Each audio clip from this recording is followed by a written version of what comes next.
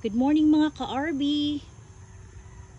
So ang activity natin ngayong umaga is nag-grass cutting po tayo. So tapos na po ito, nag-grass cut. Oh, ayan. Kasi hindi po tayo gumagamit po ng herbicide o yung pamatay damo. Yun po yung paraan natin sa pag-aalaga ng ating saging. So no herbicide po.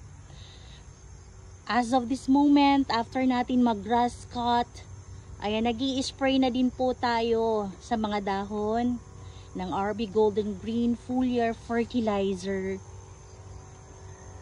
na may halo po itong insecticide din na gold. Ayan po.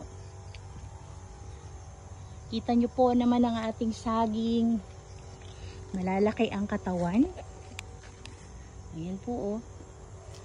Makakapal ang mga dahon, mga ka-RB. Ayan. Itong mga natitira dito sa puno, kapag schedule na ng abono natin, saka natin ito i-round weed. Ito po yung katawan ng saging kapag naka-RB booster po Malaki po talaga yung puno niya. Kasi inihahanda po natin ang ating saging para po magkaroon sila ng malaking bunga.